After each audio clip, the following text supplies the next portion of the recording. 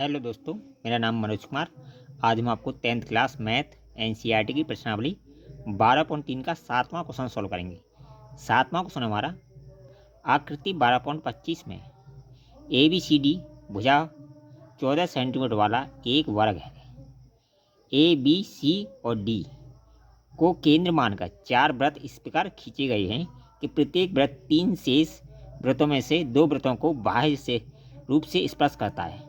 छायांकित भाग का क्षेत्रफल दीजिए। अब देखिए, ये हमारा क्या दे रखा है, एक 14 सेंटीमीटर त्रिज्या वाला एक वर्ग दे रखा है।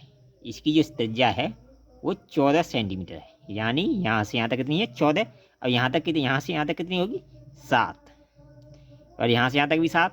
इसी तरह ये भी 7 होगी, ये भी 7 होगी, यहाँ से यहाँ तक भी 7 होगी, यहाँ से यहाँ तक भी 7 होगी। तो इसकी त्रिज्या कितनी होगी 60 सेंटीमीटर।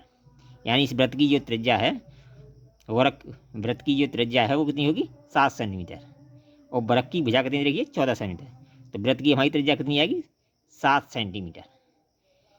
ठीक है, तो इस तरह हमें इसका क्षेत्रफल निकालना है। छायांकित भाग का क्षेत्रफल लिया है। इस बीच में जो छायांकित भाग दे रखा है, नीला नीला जो दिखाई दे रहा है, इसका हमें क्षेत्रफल निकालना है। तो इसका क्षेत्रफल निकालने के लिए हम वर्ग के क्षेत्रफल में से ये हमारे 4 चतुर्थांश हैं, इनको घटा देंगे। यानी वृत्त के जो 4 चतुर्थांश हैं इनको हटा देंगे, तो हमारा जो बीच में जो छायांकित नीला नीला जो भाग है छायांकित, उसका क्षेत्रफल निकल के आ जाएगा। ठीक है, तो हम निकालेंगे छायांकित भाग का क्षेत्रफल है। इसमें क्या दे रहा है, छायांकित भाग का क्षेत्रफल, छायांकित भाग का क्षेत्रफल बराबर है वर्ग का क्षेत्रफल माइनस 4 चतुर्थांशों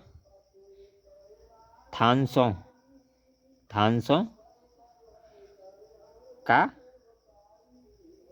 क्षेत्रफल, 4 चतुर्थांशों का क्षेत्रफल।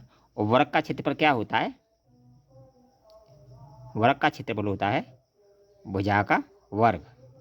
क्या होता है, भुजा का वर्ग। ठीक है, और वर्ग का क्षेत्रफल होता है, यानी वर्ग का क्षेत्रफल होता है भुजा का वर्ग, और चतुर्थांशों का क्षेत्रफल होता है, यानी चौथा हिस्सा का क्षेत्रफल होता है। यानी वृत्त के चौथा हिस्साओं का क्षेत्रफल होता है माइनस 4, चौथा हिस्सा है 4 गुणा पाई r स्क्वायर बट्टे 4। क्योंकि 4 चतुर्थांश है तो हमने 4 लिख लिया है, और चौथा हिस्सा है ये, यहाँ से यहाँ तक क्या है चौथा हिस्सा है इस वृत्त का चौथा हिस्सा है। इसी तरह ये भी चौथा हिस्सा है, ये भी चौथा हिस्सा है, ये भी चौथा हिस्सा है, तो हमने 4 लिख लिए। ठीक है, और वृत्त का जो क्षेत्रफल होता है वो पाई r स्क्वायर होता है, और वर्ग का जो क्षेत्रफल होता है वो भुजा का वर्ग होता है। ठीक है, तो भुजा हमारी कितनी दे रखी है, यहाँ से यहाँ तक 14 सेंटीमीटर, तो 14 गुणा 14।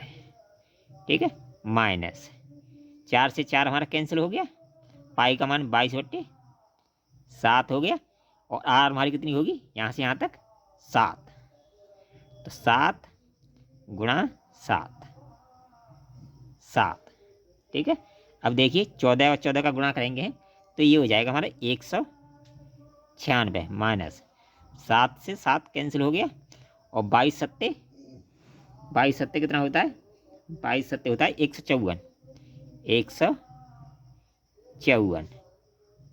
घटाएंगे इसमें से, ये कितना बचेगा हमारा 42 सेंटीमीटर स्क्वायर। ये इसका आंसर हो गया।